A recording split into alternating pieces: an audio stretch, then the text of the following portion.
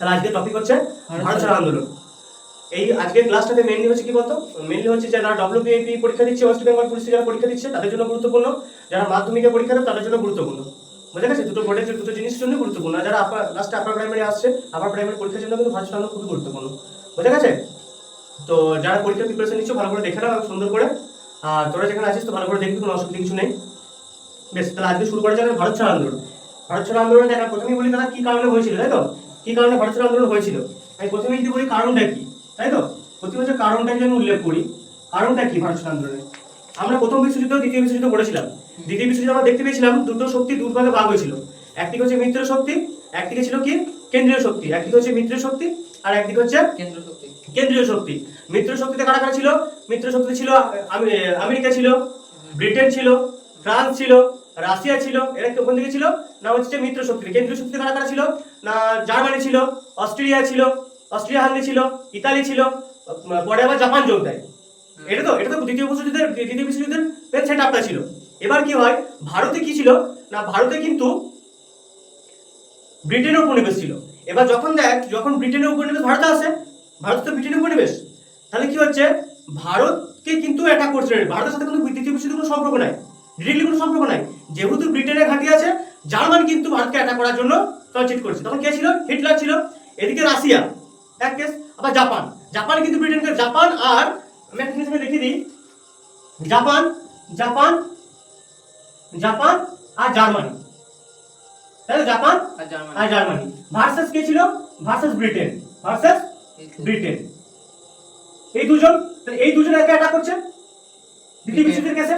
তাহলে ব্রিটেনের উপনিবেশগুলো ধ্বংস করতে দেবে। জাপান ব্রিটেনকে অ্যাটাক করে দ্বিতীয় বিশ্বযুদ্ধের সময়, আবার জার্মানি দ্বিতীয় বিশ্বযুদ্ধের সময় ব্রিটেনকে অ্যাটাক করছে। তো ব্রিটেনের যত ছিল উপনিবেশ ছিল তখন ধ্বংস করার চেষ্টা করছে। এবার ব্রিটেনের উপনিবেশ কে ছিল? ইন্ডিয়াকে কি করছে না এবার টার্গেট করছে।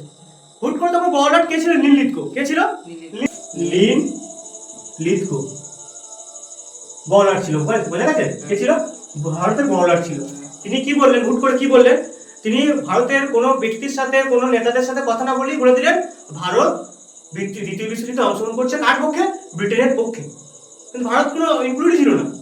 হুট করে দিয়ে বলেছেন, লিথগো বলেছেন ভারত আমাদেরকে সাপোর্ট করছে। এরপরে কি হলো, ভারতের যে সমস্ত নেতারা ছিল, কারা ছিল? বল্লভভাই প্যাটেল, গান্ধীজি, জওহরলাল নেহরু, সমস্ত যারা ছিলেন তারা কি হলো, তারা কিন্তু ক্ষুব্ধ হলেন যে আমার সাথে কোনো কথা নাই, কোনো কিছু নেই, কংগ্রেসের সাথে কোনো কথা নেই। হুট করে কি বলে দিল না লিথগো বলে দিল যে না ভারত আমাদেরকে সাপোর্ট করছে ব্রিটেনের পক্ষে, তাই তো? কিন্তু এটা আদৌ সত্য নয়। এই ঘটনার পরিপ্রেক্ষিতে কি হলো, একটা দ্বন্দ্ব সৃষ্টি হলো, মানুষের মধ্যে ক্ষোভ সৃষ্টি হলো। এই ক্ষোভের প্রতিফলন কি হলো, বিভিন্ন জায়গায় আন্দোলন শুরু হলো, বিভিন্ন জায়গায় ক্ষোভ প্রকাশ করার জন্য বিভিন্ন রকম ভাঙচুর শুরু হলো।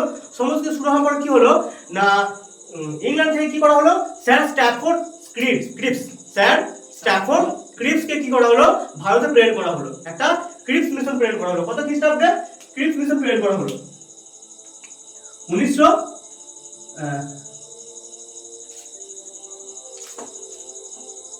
ক্রিপস মিশন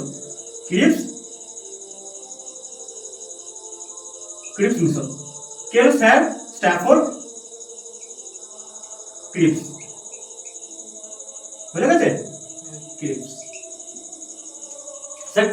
স্ট্যাফোর্ড ক্রিপসকে কি করলো না পাঠানো হলো। তিনি কি করলেন, কিছু প্রস্তাব পেশ করলেন। কি প্রস্তাব পেশ করলেন?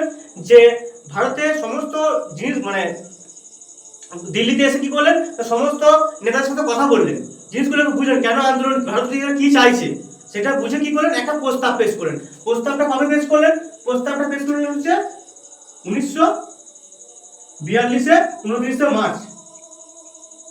1942 29 মার্চ একটা প্রস্তাব পেশ করলেন। সেই প্রস্তাবটা হচ্ছে ক্রিপস প্রস্তাব বা ক্রিপস মিশন নামে পরিচিত। বোঝা গেছে? কি প্রস্তাব দেওয়া হলো না ভারতকে স্বাধীনতা দানের পরিবর্তে, স্বাধীনতা দেওয়ার কোনো কথা বলা হলো না, বলা হলো ডোমিনিয়ন স্টেটের মর্যাদা দেওয়া হবে, নির্বাচন করানো হবে, দলিতদের দলিতদের তুলে নেওয়া হবে, দলিতদের কথা শোনা হবে, মুসলিম লীগের কথা শোনা হবে, সমস্ত কিছু শোনা হলো। কিন্তু শুধুমাত্র কি শোনা হলো না, যে ভারতীয়দের স্বাধীনতা দানের কথা সেটা কিন্তু তুলে ধরা হলো না। তাহলে কি হলো, এই তো মিশনটা ব্যর্থতা লাভ করছে। মিশনটা নেতারা কি বলতে চাইছে, ভারতীয়রা বলতে চাইছে যে ভারতকে স্বাধীন করতে, কিন্তু ভারতকে তো স্বাধীনতা দিচ্ছে না। কি বলতে চাইছে, প্রতিশ্রুতি দান করছে, এটা করবো ওটা করবো, স্বাধীনতা দেবো না বাবা, তাই তো? সব কিছু মানবো কিন্তু স্বাধীনতা দেবো না। নেতারা কি বুঝতে পারেন, গান্ধীজি, জওহরলাল নেহরু, বল্লভভাই প্যাটেল, এরা কি বুঝতে পারেন না এইভাবে সম্ভব নয়, এইভাবে কি করা সম্ভব নয়, ভারতের স্বাধীনতা লাভ সম্ভব নয়। ওই জন্য ক্রিপস মিশনের একটা বিরোধিতা করতে লাগলো। ক্রিপস মিশনের বিরোধিতা কি করলো? বিরোধিতা করে না একটা বৈঠক করে তুললেন। এবার বলি আমি বৈঠক। তাহলে একটা কারণ ছিল, একটা কারণে ক্রিপস মিশনের ব্যর্থতা। ক্রিপস মিশন যে প্রস্তাবগুলো দিয়েছিল সেই প্রস্তাবটা কিন্তু গ্রাহ্য হয়নি। এই প্রস্তাবের বিরুদ্ধে কি করলো না বিভিন্ন জনমত গড়ে উঠলো, আন্দোলন গড়ে তুললো। বোঝা গেছে? কত সালে? 1942 সালে 29 মার্চ। এবার দ্বিতীয় কারণ বলি আমি একটা। দ্বিতীয় কারণ হচ্ছে কি একটা অর্থনৈতিক ইকোনমিক কন্ডিশন। দ্বিতীয় বিশ্বযুদ্ধের সময় কি হয়, যখন ভারতীয় তো ব্রিটেনের তো উপনিবেশ, এবার ব্রিটেনের উপর কি করছে, প্রচুর পরিমাণ অর্থ তো ব্রিটেনে পাঠাতে হচ্ছে। তার জন্য কি করছে, এখানে খাবারের মূল্য, ড্রেসের মূল্য, সমস্ত কিছু পণ্যের মূল্য বাড়িয়ে দিচ্ছে। প্রতি মনে তখনকার দিনে 30 টাকা 35 টাকা বাড়ানো হয়েছিল। ভাব, তখনকার দিনে 1940 খ্রিস্টাব্দে প্রতি মন মানে হচ্ছে 40 কেজিতে মন। আমাদের এখানে 40 কেজিতে কি করা হচ্ছে, 30 থেকে 35 টাকা বাড়িয়ে দেওয়া হচ্ছে, তাই তো? চালে বাকি পণ্য তো ছিলই। তাহলে এই পণ্যগুলো কি করছে, অর্থনৈতিক মানে যে ভ্যালুটা ছিল প্রত্যেকটা জিনিসের দাম বাড়িয়ে দিচ্ছে। এই দাম বেড়ে যাওয়াতে কি করছে না, যে সমস্ত নেতারা ছিল তারা কি করছে, আন্দোলন শুরু করছে। বোঝা গেছে? আরো অনেক কিছু কারণ ছিল, সেগুলো অত গুরুত্বপূর্ণ নয়, কিন্তু মেন এই দুটো কারণ মাথা রাখলেই হবে। দ্বিতীয় বিশ্বযুদ্ধের ইফেক্ট, ইকোনমিক কন্ডিশন, ক্রিপস মিশনের ব্যর্থতা। বোঝা গেছে? বেশ, এবারে একটা কারণ বলি। এই পরিপ্রেক্ষিতে কি করলেন গান্ধীজি কংগ্রেসের সভাতে, কবে সভা ডাকা হলো, কোথায় সভা ডাকা হলো না 1942 7ই আগস্ট। 7ই আগস্ট কোথায় সভা ডাকা হলো? বোম্বেতে। কোথায়? বোম্বেতে একটা সভা ডাকা হলো। কোথায়? 1942 বোম্বেতে একটা 1942 বোম্বেতে কি হলো, সভা ডাকা হলো। বোঝা গেছে? কত তারিখে? 7ই আগস্ট একটা সভা ডাকা হলো। সেই সভাতে কি করা হলো, কালকে সভা ডাকা হলো, আজকে সবাই সেখানে সমবেত হলো। তারপরে কি হলো, সেদিন খসড়া রেডি হলো। কি খসড়া রেডি করলেন? জওহরলাল নেহরু। কে খসড়া রেডি করলেন? খসড়া রেডি করলেন যে জওহরলাল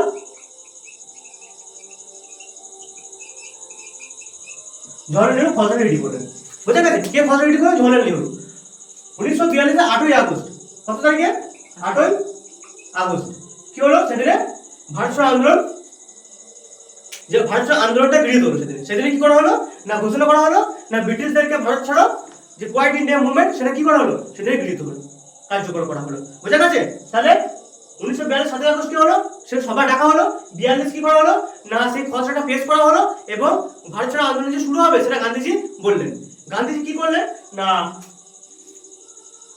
করলেন সেদিনে 140 মিনিট বক্তৃতা দিয়েছিলেন। 140 মিনিট কি করেছিলেন, বক্তৃতা দিয়েছিলেন। সব থেকে ওনার জীবনে সব থেকে বড় বক্তৃতা। 1 ঘন্টা 20 মিনিট, তাই 2 ঘন্টা 20 মিনিট সব থেকে বড় বক্তৃতা রেখেছিলেন 8ই আগস্টের দিনে। কি করলো যে করবো নয় মরবো, হয় কি করবো ভারত থেকে, কি করবো যে হয় ব্রিটিশদেরকে দাঁড়াবো, আর নয় তার জন্য শহীদ হবো, মরবো, হয় করবো নয় মরবো, ডু অর ডাই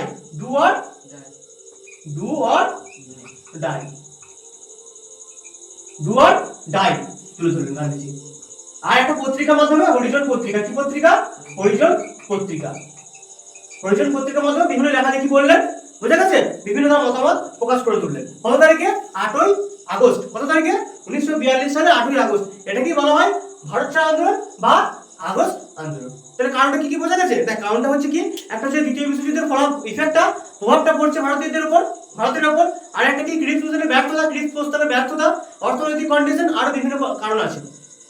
তারপরে কি হচ্ছে না 1942 7ই আগস্ট একটা সভা ডাকা হচ্ছে কংগ্রেসের বোম্বেতে।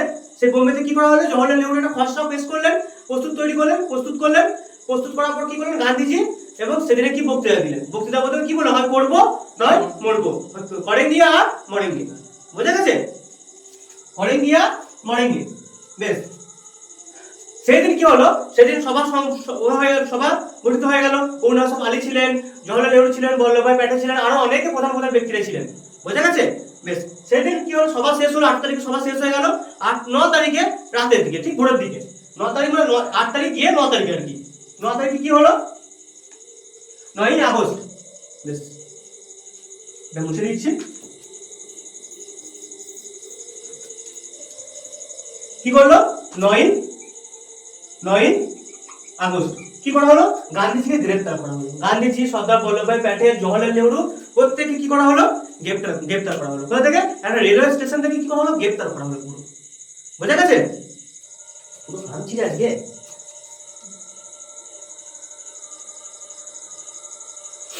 তাহলে 9ই আগস্ট কি করা হলো না গ্রেপ্তার করা হলো। বোঝা গেছে? 9ই আগস্ট গ্রেপ্তার করা হলো। বেশ, এই গ্রেপ্তারের পরিপ্রেক্ষিতে যখনই এত নেতা গ্রেপ্তার হয়ে যাচ্ছে তখনই কি হচ্ছে বলতো, তখন প্রচুর আন্দোলন শুরু হচ্ছে। বোঝা গেছে? প্রচুর আন্দোলন, চারিদিকে আন্দোলন। 1942 9ই আগস্ট পর প্রচুর আন্দোলন, এত আন্দোলন শুরু হচ্ছে যে ব্রিটিশদের সমস্ত কিছু, প্যালেস গুলো, বাড়ি, ঠিক আছে, তোর হচ্ছে টেলিগ্রাফ, রেল লাইন, সমস্ত কিছু জায়গা ভাঙচুর, আন্দোলন শুরু হয়ে গেল। বোঝা গেছে?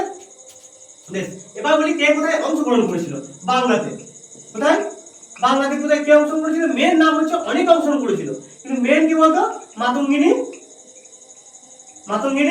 হাজরা। মাতঙ্গিনী হাজরা মেন কি ছিল? মাতঙ্গিনী হাজরা। কোথা থেকে অংশগ্রহণ করেছিলেন? বাংলা থেকে অংশগ্রহণ করেছিলেন।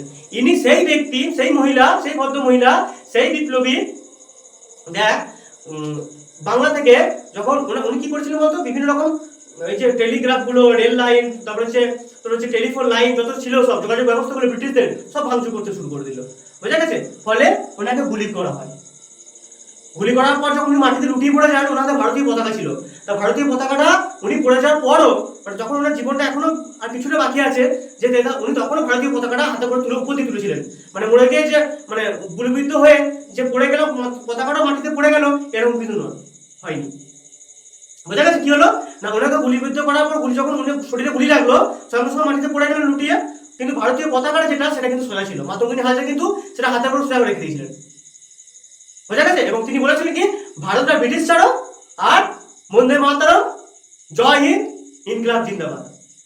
সেই মুহূর্তে গুলি লাগার পরও সেই মাতঙ্গিনী হাজরা, যাকে বলা হয় গান্ধী বুড়ি, 72 বছর বয়স ছিল তখন। কত বছর ভাব? 72 বছর বয়স ছিল। বোঝা গেছে? 72 বছর বয়স ছিল ওই মহিলা। বেশ, এরপর কি, বিহার থেকে অংশগ্রহণ করেছিল জয়প্রকাশ নারায়ণ। জয়প্রকাশ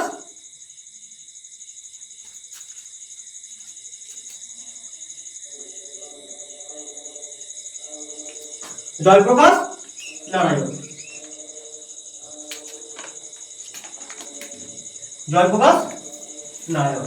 ওনার নেতৃত্বে কারা অংশগ্রহণ করেন বিহার থেকে? সিয়ারাম, আর হচ্ছে কে, পরশুরাম। সিয়ারাম আর পরশুরাম দুজন অংশগ্রহণ করে। কোথা থেকে? বিহার থেকে। বেশ, হলো বিহার থেকে হলো। বেশ, যুক্তপ্রদেশ থেকে কারা অংশগ্রহণ করলেন? যুক্তপ্রদেশ থেকে হচ্ছে চিতু পান্ডে। কে? চিতু পান্ডে। বুঝা গেছে? চিতু পান্ডে। আর ওড়িশা থেকে?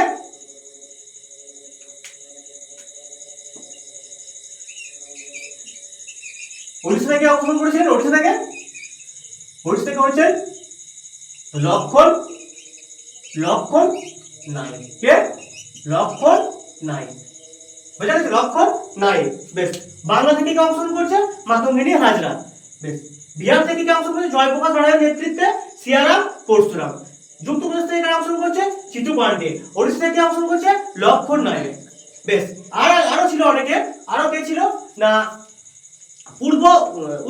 উত্তর পূর্ব ভারত থেকে, উত্তর পূর্ব মদনলাল বাগড়ি। কে? মদনলাল বাগড়ি। নাম কি? মদনলাল বাগড়ি। মদনলাল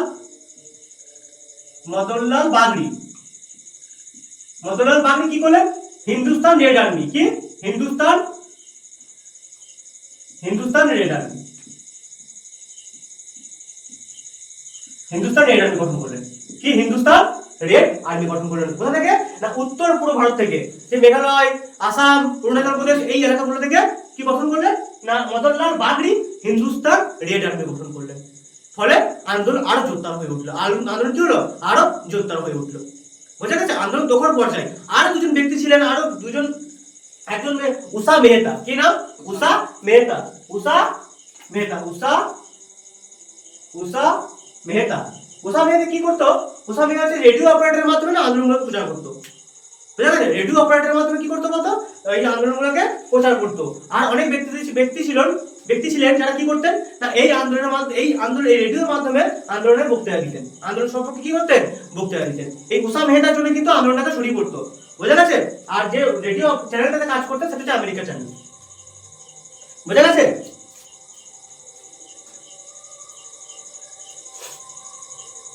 বেশ, তাহলে কি হচ্ছে, বাংলা থেকে মাতঙ্গিনী হাজরা, বিহার থেকে জয়প্রকাশ নারায়ণের নেতৃত্বে সিয়ারাম পরশুরাম, বেশ, যুক্তপ্রদেশ থেকে চিতু পান্ডে, আর ওড়িশা থেকে লক্ষণ নায়ক, আর হচ্ছে যে আর মদনলাল বাগড়ি, হিন্দুস্তান রেড আর্মি, আর উষা মেহতা কি করছিল, রেডিও অপারেটর ছিলেন। বোঝা গেছে? বেশ, এই পর্যন্ত বোঝা গেছে?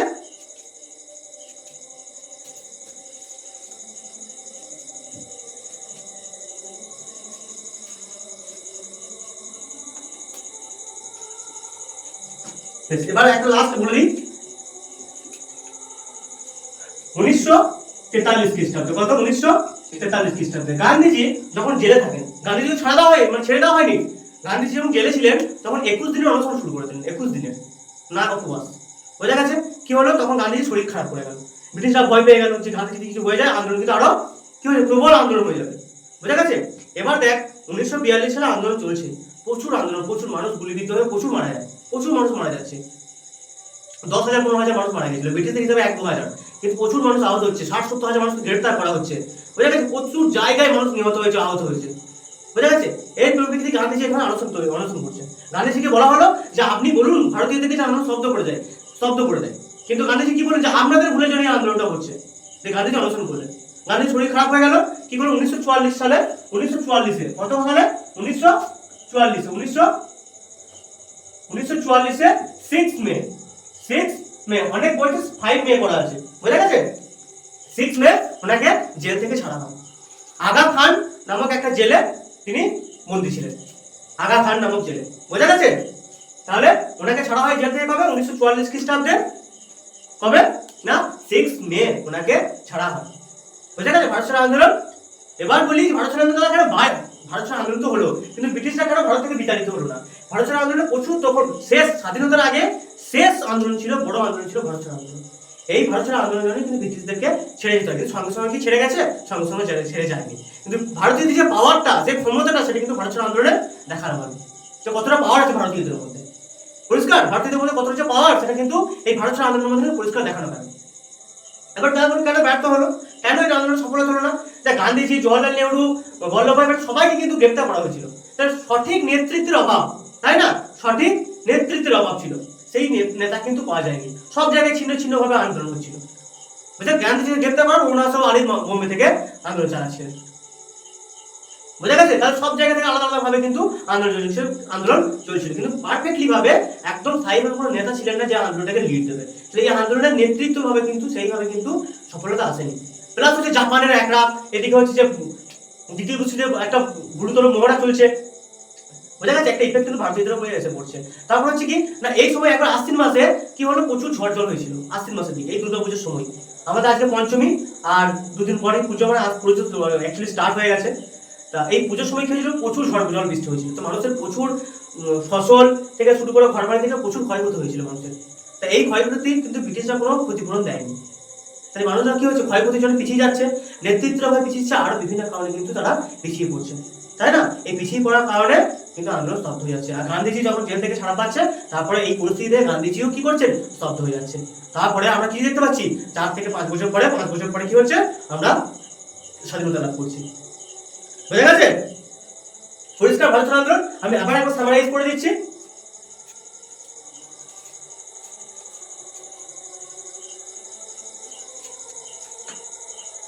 সামারাইজ করে দিচ্ছি একবার। প্রথমে হচ্ছে কারণটা বলে দিলাম। কারণ কি ছিল, ক্রিপস মিশন, তাই তো? কারণ কি ছিল, ক্রিপস মিশন। বুঝা গেছে? ক্রিপস মিশন ছিল, দ্বিতীয় বিশ্বযুদ্ধের কারণ ছিল, আরো অনেক কারণ ছিল, তাই তো? তার জন্য কি হলো, দ্বিতীয় বিশ্বযুদ্ধ সময় এই ক্রিপস মিশন পাঠানো হলো, এবং সেই প্রস্তাব ভারতীয়দের মেনে নেওয়া হয়নি। বুঝা গেছে? ভারতীয়রা মেনে নেয়নি। বুঝা গেছে? বেশ, কি হলো, কবে পাঠানো হয়েছে, 1942 সালে 29শে মার্চ 29শে মার্চ পাঠানো হলো। বুঝা গেছে? তোর প্রস্তাব পেশ করা হলো। তারপরে কি হলো, 29 মার্চ প্রস্তাব কেউ মানলো না, ফলে কি হলো 1942 সালের 7ই আগস্ট বোম্বেতে একটা সভা ডাকা হলো। সেই সভাতে জওহরলাল নেহরু খসড়া তৈরি করলেন। সেই খসড়া তৈরি করার পর গান্ধী সেখানে বক্তৃতা পেশ করলেন। 140 মিনিট বক্তৃতা দিয়েছিলেন। বক্তৃতা দেওয়ার পর হলো ভারত ছাড়ো আন্দোলন শুরু হলো।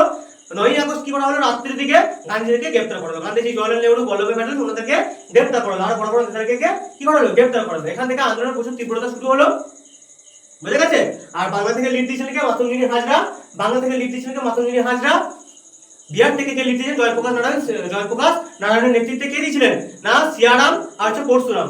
আর যুক্তপ্রদেশ থেকে কে দিয়েছিলেন, চিতু পান্ডে। ওড়িশা থেকে কে দিয়েছিলেন, লক্ষণ নায়েক, বুঝা গেছে। আর উত্তর পূর্ব ভারত থেকে কে দিয়েছিলেন, সেটা হচ্ছে কে না, মদনলাল বাগড়ি। তিনি রেড ইন্ডিয়ান আর্মি তৈরি করেছিলেন।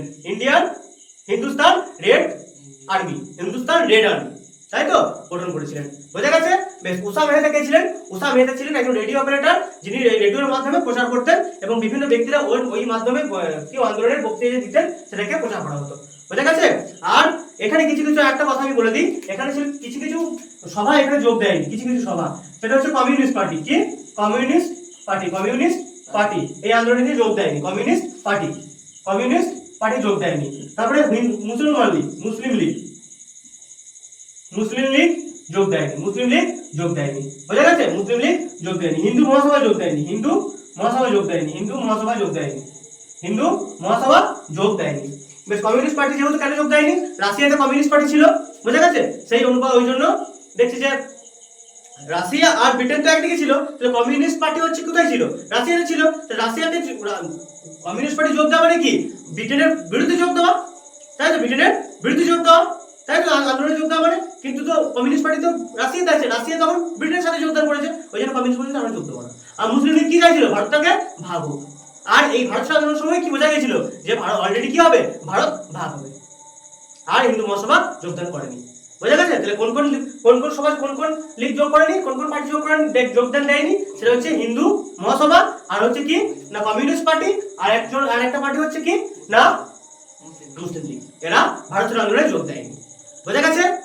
আশা করি কিছু বুঝতে অসুবিধা।